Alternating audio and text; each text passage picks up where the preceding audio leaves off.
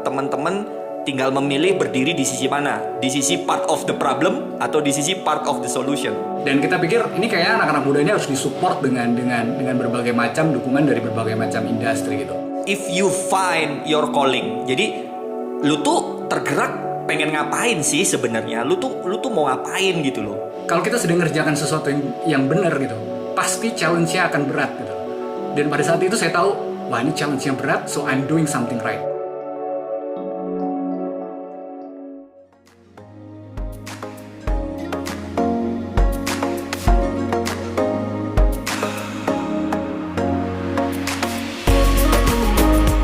Hey, you are listening to You the Podcast. This is Christopher Tobing. Listen to our discussion about purpose, leadership, and sustainability of people and organization. This is You the Podcast.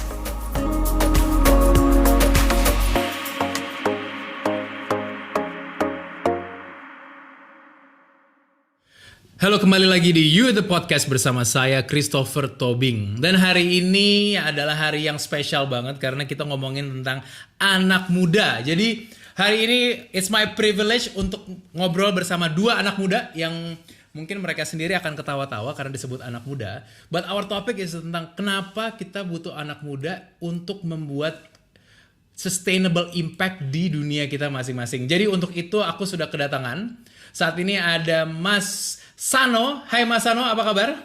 Halo, semangat terus. Mas Sano, founder dari Waste for Change. Thank you Mas Sano udah sama kita. Dan di sini juga ada Mas Ahmad Aditya dari Unilever. Hai Mas Adit, apa kabar Mas Adit? Halo Mas Chris, Mas Sano. Hai Mas Aditya. Ya. Ini kita ada di 3 tempat berbeda karena memang keadaan masih WFH. Jadi kita recording dari 3 tempat masing-masing. Tapi mau ngecek dulu, Mas Sano, Mas Adit sehat keadaannya? Alhamdulillah. Sehat. Amin. Sekarang tuh pertanyaan sehat itu bener-bener pengen tahu kan kita, soalnya bukan cuma basa-basi di depan gitu loh. Realitanya sehat apa enggak nih? Nah, Mas Sano, Mas Adit, ini congratulations ya terpilih untuk membawa topik kenapa kita butuh anak muda. Emang Mas Adit sama Mas Sano seberapa mudanya sih? Menurut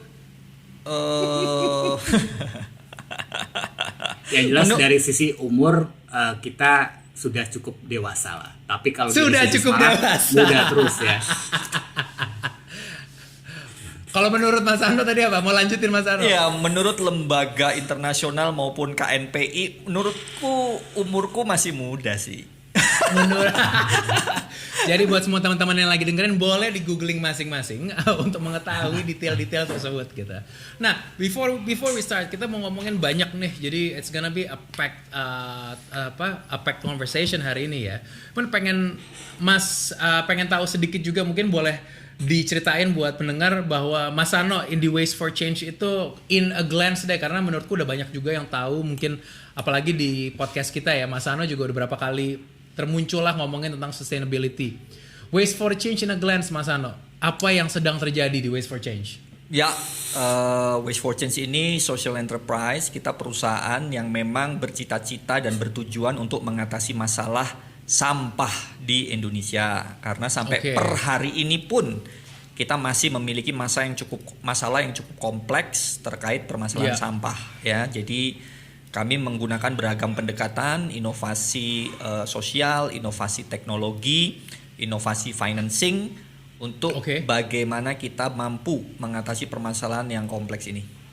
I see. Oke. Dan artinya mengambilnya dengan multi angle ya tadi solusi-solusinya. Ya. Aku abis ini mau nanya banget tentang solusi-solusi nih. Tapi sebelumnya mau nanya ke Mas Adit. Mas Adit, dari kalau dirimu sebagai Senior Manager Sustainable Sourcing Unilever Indonesia. Nah, nih jujur gue tuh rada-rada perlu dijelaskan ulang Mas Adit. Senior Manager Sustainable Sourcing tuh ngapain, Mas? Ya. Jadi sebenarnya di Unilever itu ada satu departemen namanya Sustainable Sourcing. Jadi Sustainable Sourcing ini tugasnya adalah dia memastikan bahwa raw material yang masuk ke dalam rantai supply di Unilever itu memenuhi kaidah dan standar-standar sustainability. Itu adalah bentuk transparansi Unilever kepada konsumennya bahwa Unilever ini adalah company yang sangat concern dan juga comply dengan standar dan kaidah sustainability. Gitu. Oke, dan artinya Mas Adit itu kerja bersama para suppliers tuh making sure mereka pun cara sourcingnya mereka juga Mas Adit cekin dong kalau gitu.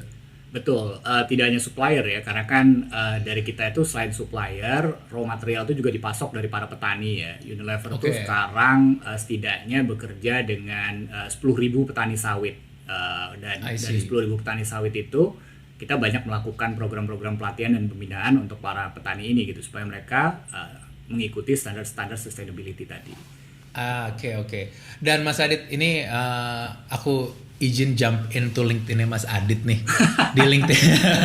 Di LinkedIn-nya Mas Adit bukan hanya ada Unilever nih, tapi ada hal-hal lain lagi yang boleh dibilang very impressive Mas, sebagai salah satunya Vice Chairman di IDST The Habibie Center.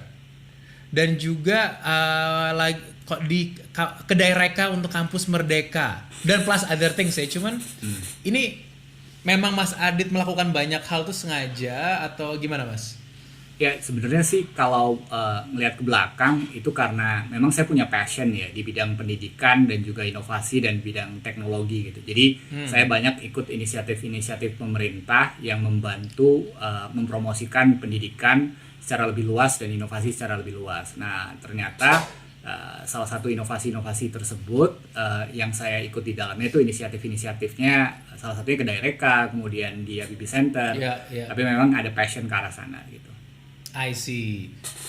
Nah, tadi kita udah dengar dua kata kunci, ada ngomongin solusi, ada ngomongin inovasi. Ini penasaran ya, menurut Mas Hano sama Mas Adit sih. Saat ini kan masalah dunia tuh lagi banyak dan menurutku makin jelas masalahnya apa. Ya, orang-orang udah mulai makin sadar tuh, kita punya multiple sources untuk lihat ini kita ada core problemnya ini gitu. Tapi posisi kita sebagai generasi muda untuk jadi solusi itu sebenarnya gimana sih? Is it really getting easier misalnya? Apa sebenarnya posisi kita harus nunggu sampai kita level influential misalnya? Tapi itu what do you think tentang posisi generasi muda untuk jadi solusi gitu atau membuat inovasi in this case? Mungkin Mas Ano dulu kali ya. Nah, coba gimana nih, Mas Ano? Gini, kalau kita bicara sustainability atau keberlanjutan, keberlanjutan itu kan intinya secara simple adalah ada terus, ya. Itu sustainable. Kalau jadi tidak ada lagi atau stop, sesuatu menjadi berhenti, sesuatu menjadi tidak berjalan lagi gitu ya, itu nggak sustainable. Nah, anak muda itu living proof bahwasanya kita masih akan sustainable. Kenapa? Karena setiap generasi akan ada pemudanya. Setiap generasi ada pemudanya. Oh iya, dulu Mas Tobing pernah muda dong. Oke, tolong kalau yang berdua ini aja yang dilihat teman-teman, yang umur saya nggak usah dicari tahu. Jadi aku pernah dikasih tahu sama salah satu CEO multinational company, dia CEO di Indonesia, dia bilang for me sustainable is simple. Sustainable is masih ada SDM yang akan melanjutkan inisiatif perusahaan kita. Itu contoh dalam konteks perusahaan ya. Kalau dalam konteks bangsa ya berarti masih ada generasi yang akan melanjutkan perjuangan cita-cita bangsa kita gitu ya. Kalau ada di undang-undang dasar dan segala macamnya. Artinya apa?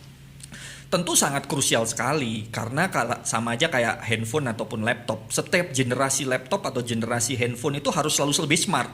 Nggak mungkin lah ada handphone dikeluarkan lebih dodol gitu ya, atau lebih lambat, lebih slow gitu kan, itu sangat-sangat tidak lah ya. Jadi artinya tentu saja makin kesini kompleksitasnya itu makin rumit ya, karena akan makin banyak isu, makin banyak kepentingan, makin banyak hal-hal yang sebenarnya lebih diverse untuk diselesaikan. Nah di sisi lain generasi muda zaman sekarang itu juga punya tools lebih diverse gitu. Jadi di satu sisi kerumitan itu sendiri creating a problem, di satu sisi diversity tentang teknologi, inovasi, isu dan lain-lain juga bagian dari solusi yang bisa diberikan gitu. Maka anak muda perlu untuk kemudian menjadi salah satu di ujung tombak perubahan karena merekalah yang kemudian akan selalu mengupgrade situasi gitu. Karena ya zaman sekarang yang lebih paham mungkin tentang TikTok atau mungkin yang akan nikmatin metaverse dan lain-lain justru ya generasi muda. gitu ya. Betul. Artinya di isu pendidikan, di isu lingkungan, di isu kesehatan, di isu apapun, yang tadi inovasi sosial, inovasi teknologi, inovasi financing dan inovasi apapun itu bisa menjadi opsi untuk kemudian mempenetrasi solusi-solusi terhadap permasalahan itu sendiri. Jadi masalahnya makin pelik atau makin kompleks, tapi memang solusinya pun available untuk bagi mereka yang mencari atau menggali gitu, Mas Ano. Menurutku ingredients of the solution itu Yes. available. Ingredients of the solution available. Oke, ya. Untuk menjadi the solution yang memang paten, tentu perlu di-assembly, perlu digabung-gabungin kan. Nah, disitulah butuhnya anak muda untuk mengupgrade dirinya tentang informasi, jejaring, network, updated, dan segala macam gitu ya, supaya mereka bisa sekarang nggak bisa lagi menyelesaikan masalah itu dari single perspektif atau single background atau disiplin ilmu tertentu ya. Itu harus interdisipliner gitu, harus keroyokan gitu ya. Jadi menurutku anak muda zaman sekarang sebenarnya hidup di zaman yang memang lebih fuka. Mana ada tiba-tiba ada situasi kayak COVID gini yang membuat, bayangin Mas, kalau COVID ini 3 tahun, ada satu generasi yang tidak pernah menikmati zaman SMA di sekolah loh. Jadi dia sekolah. Bener. Jadi bayangin kita di masa SMA, kan SMA adalah masa-masa paling indah loh. Ini ada satu generasi dia tidak menikmati berteman di sekolah SMA loh, ada loh. Gila, Tetap nggak nyari pacar di SMA, nyari pacar di SMA, ada orang depan kita aja susah, gimana mereka ya? gitu. Tapi di sisi benar lain, sih, I agree. ya, tapi di sisi lain mereka dipaparkan tentang konektivitas yang tanpa batas Iya, gitu. Betul. Gitu loh. Jadi ya di zaman yang fuka ini menurutku teman-teman tinggal memilih berdiri di sisi mana, di sisi part of the problem atau di sisi part of the solution. I like that. Benar. Part of the problem atau part of solution. Ini buat beberapa orang mungkin yang lagi dengerin udah mulai kayak jelep sedikit ya. Seperti saya yang lagi ngobrol sama Mas Ano nih. Nah, Mas Adit, tadi Mas Ano udah ngomongin tentang network berjejaring menjadi ingredients of solutions tuh ada di sini. Mas Adit sendiri kayak tadi kita lihat ada di mana-mana, ada di mana-mana melakukan banyak hal gitu juga kayak gitu ya. Itu sendiri memang karena mengumpulkan ingredients of solutionsnya, atau Mas Adit memang ingredients yang dibutuhkan di mana-mana? Gimana menurut Mas Adit? Jadi gini, sebenarnya saya pengen nambahkan sedikit tadi yang ditambahkan oleh Mas Ano ya. Jadi saya sejak tahun 2020 itu mencoba membuat satu inisiatif bekerja sama dengan Kementerian Pendidikan dan Kebudayaan, bagaimana caranya kita membangun ekosistem inovasi yang ada di Indonesia. Idenya sebenarnya simple. Kita melihat bahwa sebenarnya kampus itu adalah tempat berbagai macam solusi yang ada di Indonesia. Kemudian di sisi lain itu ada kelompok masyarakat, ada industri yang membutuhkan solusi tadi. Tapi dua bidang ini nggak pernah benar-benar ngobrol kan satu sama lain gitu. Jadi inovasi jalan sendiri, kampus jalan sendiri dengan berbagai macam inovasinya, kemudian industri juga jalan sendiri dengan berbagai macam proses yang mereka lakukan. Kita ingin menjembatani kedua bidang ini. Sebenarnya idenya simple, gimana caranya kampus bisa ngobrol sama teman-teman industri. Mungkin Mas Chris tahu ya, berapa banyak sih jumlah kampus di Indonesia? Just guess, berapa banyak jumlah kampus di Indonesia? Berapa ya? 300, 500? Kampus di Indonesia itu ternyata jumlahnya ada 4.700. Dan dari total 4.700 kampus di Indonesia itu selama 6 bulan pertama setiap malam dari jam 7 sampai jam 10 malam itu saya dan teman-teman itu ngobrol dengan berbagai macam kampus. So within 6 months kita udah ngobrol dengan 3.000 kampus di Indonesia. Jadi total Tunggu. kita melakukan 6 bulan 3.000 ngobrol sama 3.000 kampus. Itu setiap malam dari jam 7 sampai jam 10 malam. Karena saya nggak pengen ganggu waktu kerja saya. Jadi jam 7 sampai jam 10 malam tuh saya selalu ngobrol dengan teman-teman kampus. Jadi kalau in total tuh mungkin saya udah ngobrol dengan 100.000 dosen dan mahasiswa ya. Jadi kalau ada orang ngomong tentang inovasi, tentang solusi, itu sampling saya udah sangat kuat tuh. Saya confidence banget ngobrol soal itu. Nah, yang pertanyaan, itu 100.000 Mas Adit hadir semuanya di situ? Hadir semuanya di dalam setiap meeting itu. Jadi yang menarik sebenarnya adalah ini sebenarnya pertanyaannya kalau balik gitu. Sebenarnya anak muda tuh gimana sih solusinya? Saya pernah ngobrol dengan teman-teman yang ada di Papua. Di Universitas Papua itu dia kemudian ada salah satu dosen yang dia nunjukin dengan sangat bangganya gitu bahwa ini loh, saya punya 1-2 gudang besar plastik yang saya kumpulin dari masyarakat yang ada di Papua. Kemudian dia punya produk inovasi, yang kemudian produk inovasi itu mengubah sampah plastiknya menjadi biodiesel. Dan itu dimanfaatkan oleh seluruh orang yang ada di Papua. Dan dia sangat humble sekali menjelaskan apa yang sudah dia buat. Itu yang membuat saya kadang-kadang berpikir bahwa I have done nothing gitu. These people are really young and talented people, and they want to do something for their country gitu.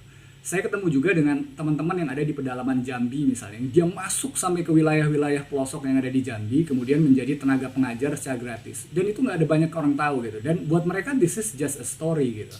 Tapi buat kita yang dengar dari perspektif kita yang ada di Jakarta tuh, ini anak-anak muda ini luar biasa di Indonesia ini gitu. Mereka benar-benar jadi motor perubahan dan mereka nggak mau gitu kayak menunjukkan bahwa mereka have done a lot of things gitu. Nah, ide-ide ini yang kemudian mendorong kita waktu itu lewat inisiatif yang kita bangun Kedai Reka namanya dengan Kemendikbud, yang waktu itu kita pikir kayaknya anak-anak muda ini perlu dibantu dengan melakukan scale up. Dan kemudian kita pertemukan inisiatif-inisiatif hebat yang dimiliki sama anak-anak muda di seluruh Indonesia ini dengan berbagai macam ide pembaharuannya. You can imagine gitu, mereka punya ide tentang bagaimana menggunakan teknologi satelit untuk mendeteksi pergerakan muka bumi. You can never think, but these young people gitu, they done a lot of magical things gitu. Dan kita pikir ini kayaknya anak-anak muda ini harus disupport dengan berbagai macam dukungan dari berbagai macam industri gitu. And within 1 year, inisiatif yang kita buat dengan Kedai Reka ini, kita itu berhasil mengumpulkan 3.060 industri. 3.060 industri yang kemudian berlomba-lomba untuk kemudian membantu anak-anak muda ini dengan inisiatif mereka yang keren-keren.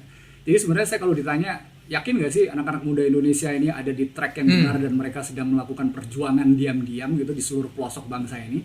Saya sangat yakin gitu, karena saya udah ngobrol dengan setiap orang yang saya temuin selama 6 bulan itu.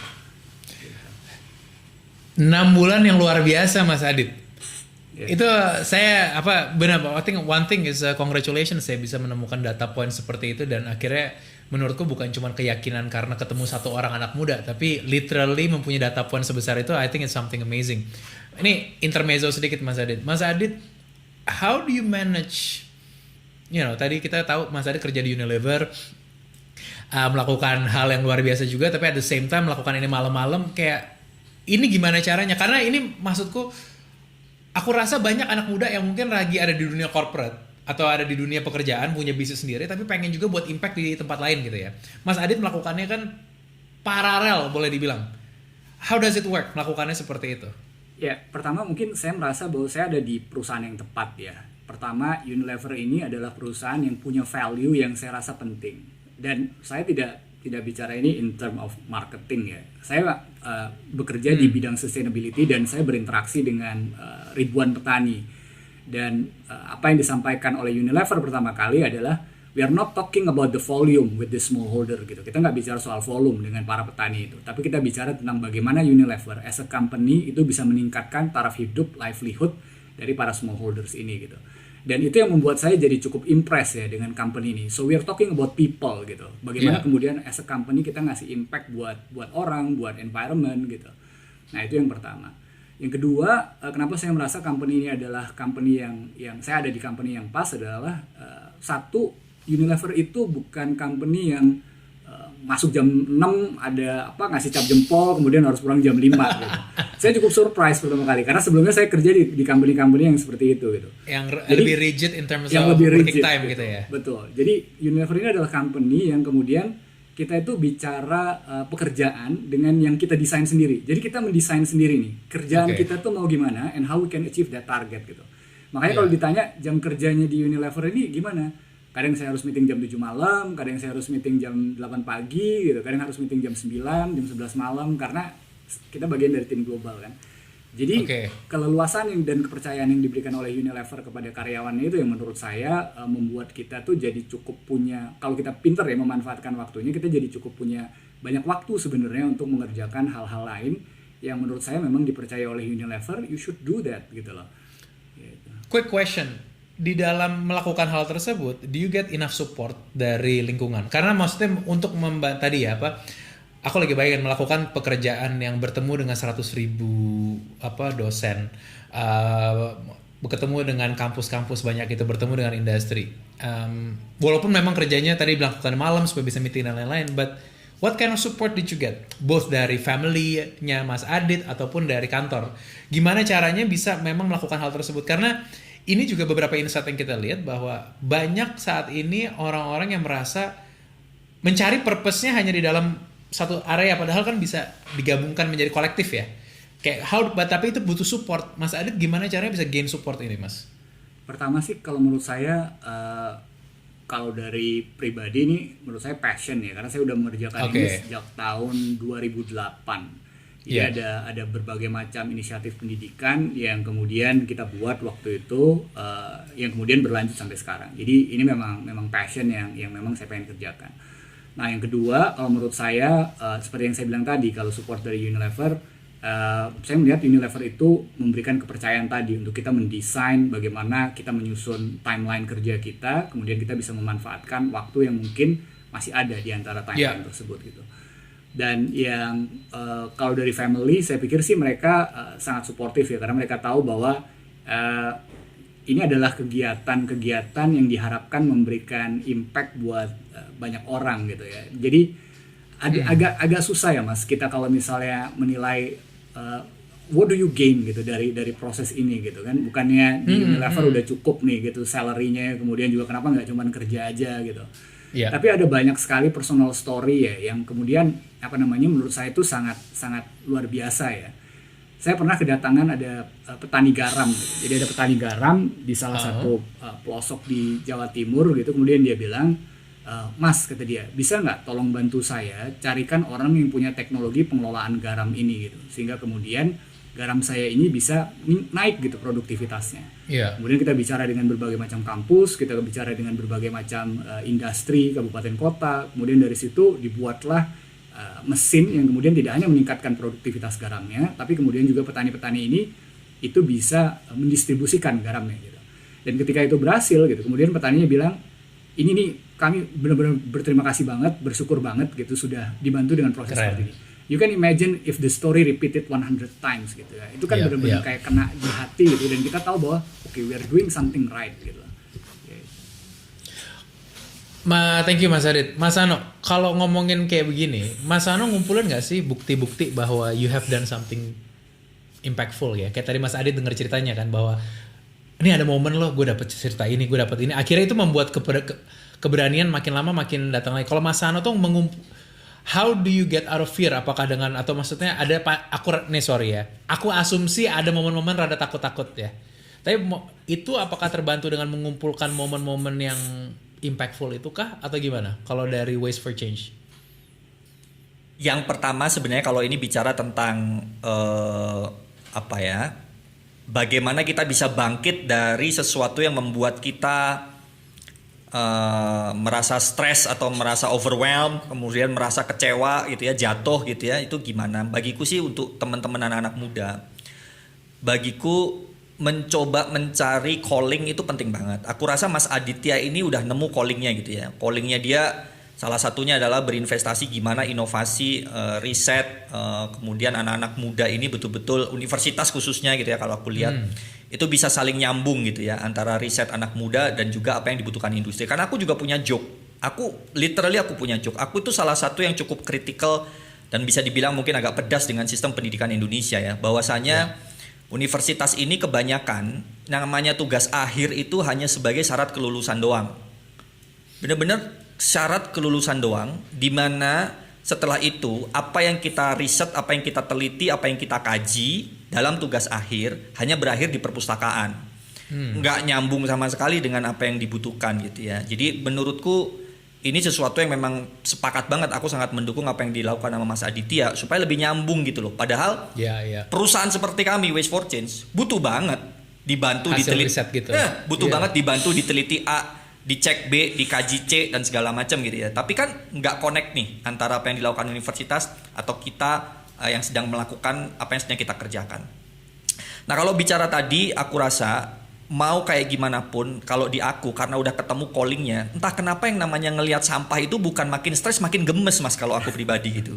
Gemes, kata kuncinya gemes malahan gemes gitu. Gelisah saya itu melihat sampah gitu ya, gemes, gelisah melihat sampah. Jadi Yang bikin aku down itu justru adalah situasi ekosistem yang ada di dalam situasi di Indonesia. Politikalnya, sosialnya, culture-nya, termasuk pendidikannya dan lain-lain. Tapi pada saat ngelihat masalah sampah masih teronggok, itu terbakar lagi api semangatnya gitu.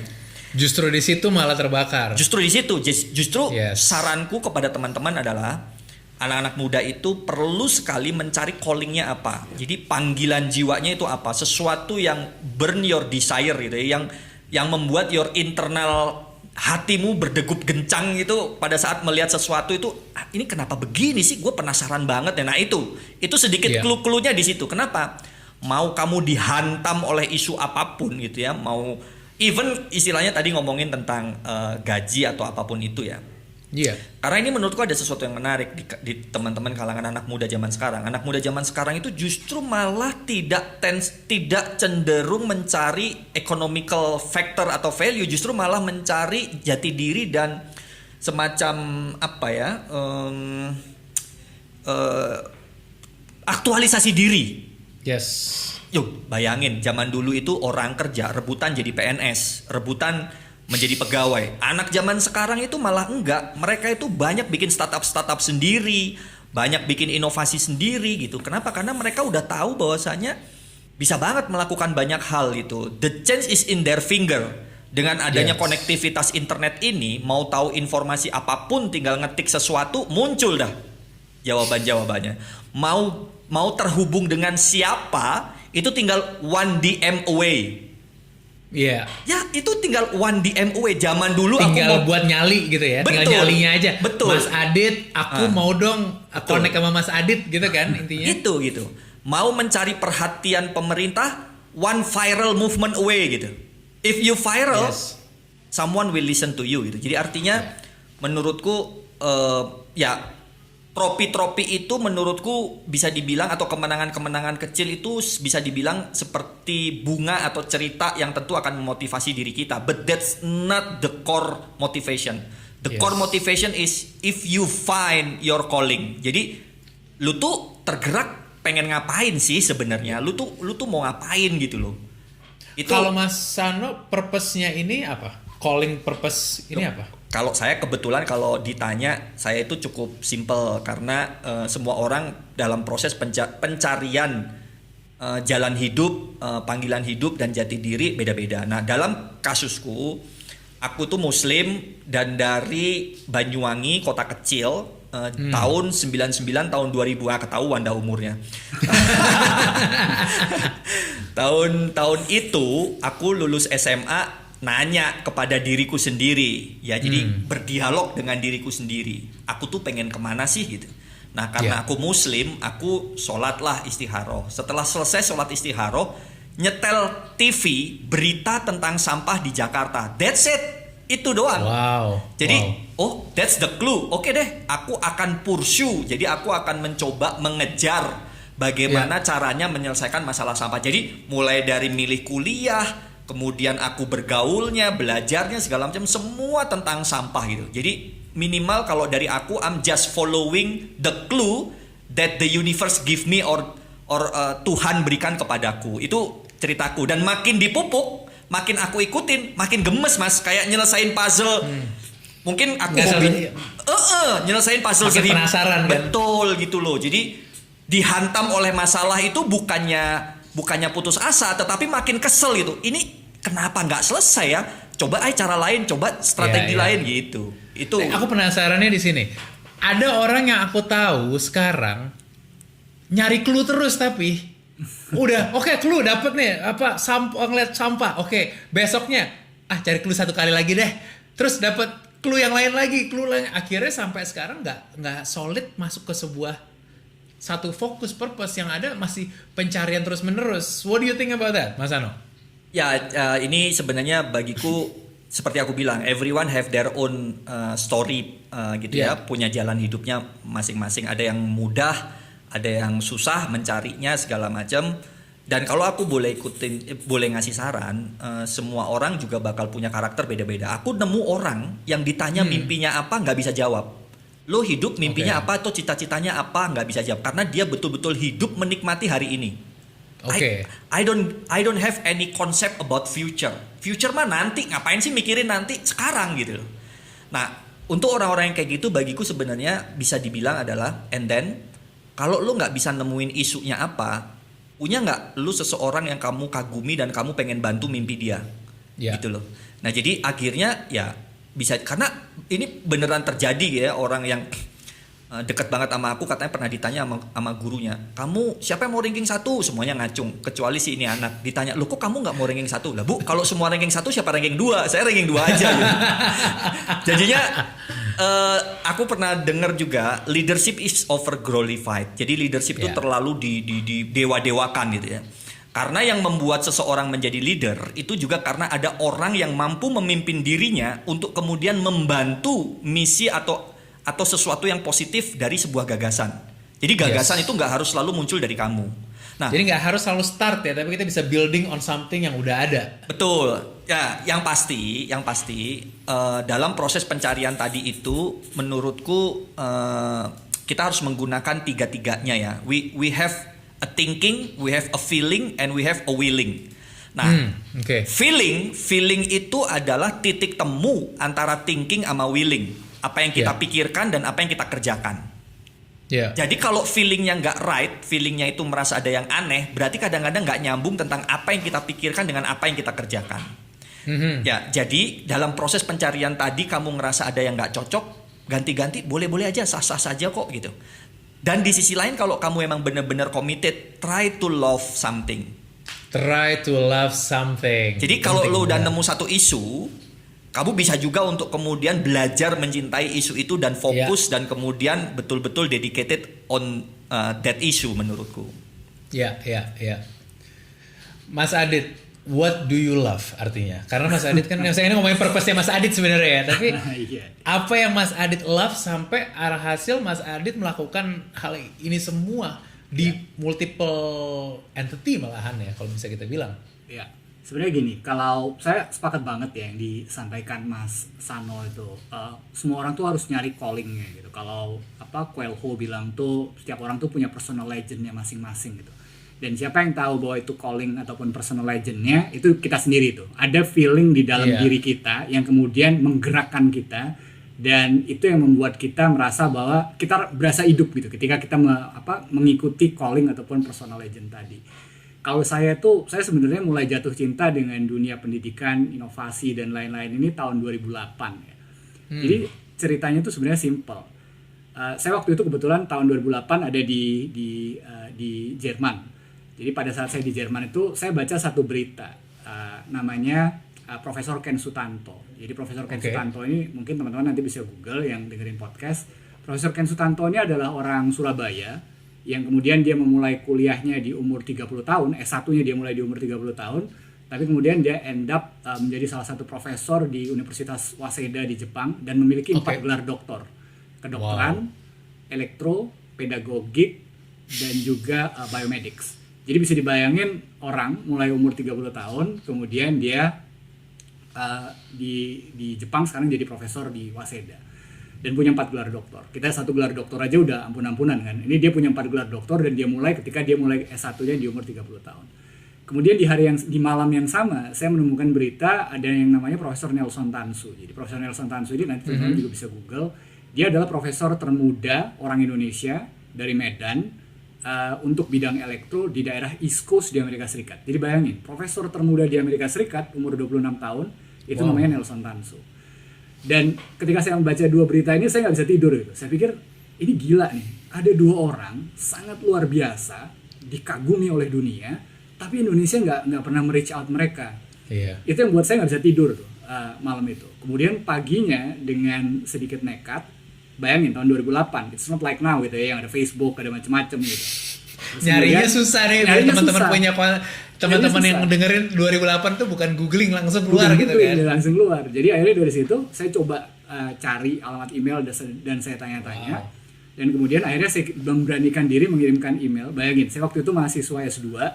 Kemudian saya mengirimkan email ke Profesor Nelson Tansu yang namanya udah mendunia gitu. Kemudian saya jelaskan pakai paragraf pendek gitu bahwa nama saya Ahmad Aditya, saya kuliah di Jerman. Kemudian saya membaca berita ini Dan saya berpikir this is the time we do something gitu untuk bangsa Indonesia gitu. Nah, yang waktu itu membuat saya responnya sangat luar biasa ya, yang saya masih ingat sampai sekarang. Dia kirim email, kemudian gak lama setelah itu dia kirim email dan dia bilang, just tell me when and where, dia bilang. Dan itu yang membuat saya gila nih, saya bilang, ada orang Indonesia, kemudian dia masih punya nasionalisme yang sangat luar biasa gitu. Kemudian dari situ akhirnya saya banyak bertemu dengan berbagai macam diaspora dan lain-lain, dan kalau teman-teman nanti lihat tuh tahun 2009 kita buat yang namanya Ikatan Ilmuwan Indonesia Internasional. Dan gara-gara Ikatan Ilmuwan Indonesia Internasional itu saya dikasih award tuh sama Presiden SBY. Nah, selamat Mas Aditya, selamat, congratulations. Dan pada saat itu, dan itu orang lihat, wah this is so easy gitu kan, kayaknya gampang banget gitu ngumpulin itu.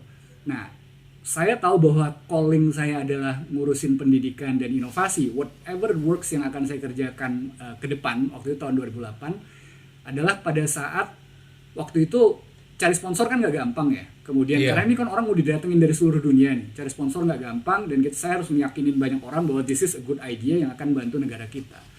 Jadi waktu itu saya di Jerman, kemudian pada saat siang itu saya dihubungin sama salah satu teman, dia bilang, Adit, coba temui salah satu direktur ini yang kebetulan dia ada di Belgia. Waktu itu sekitar bulan Desember. Jadi saya berangkat waktu itu ke Belgia, pakai sepeda, saya menuju ke stasiun kereta api, sambil bawa map, karena waktu itu saya lupa bawa tas, karena buru-buru saya bawa map, yang kemudian pada saat malam jam 9 itu saya jatuh dari sepeda saya. Karena waktu itu sangat hilly lokasinya dan kondisinya salju waktu itu. Nah pada saat itu jatuh, saya jadi mikir, saya sempat nangis juga gitu kan. Saya pikir ini susah banget sih mau nolong negara ini nih, kok kayaknya banyak banget gitu tantangannya gitu kan. Nggak dimudahkan. Usaha gue harus banyak banget, harus sampai begini banget gitu ya. Nah, harus sampai gini banget gitu loh. Tapi pada saat itu saya ingat kata orang tua saya yang bilang, kalau kita sedang ngerjakan sesuatu yang benar gitu, pasti challenge-nya akan berat gitu. Dan pada saat itu saya tahu, wah ini challenge-nya berat, so I'm doing something right. Dan itu yang saya kerjain dari 2008 sampai sekarang. Jadi udah 13 tahun nih saya ngurusin, despite berbagai macam pekerjaan yang saya lakukan dalam rentang itu. Saya pernah jadi peneliti, saya pernah jadi manajer hibah dan lain-lain gitu. Jadi ya memang saya sepakat yang Mas Ano bilang tadi ya, memang ada momen gitu di mana setiap orang tuh tahu this is my calling gitu, and I will finish it gitu, calling ini gitu.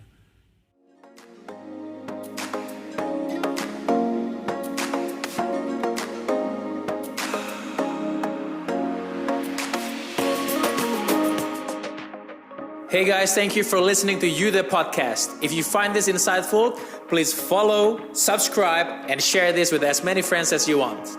And see you on the next episode.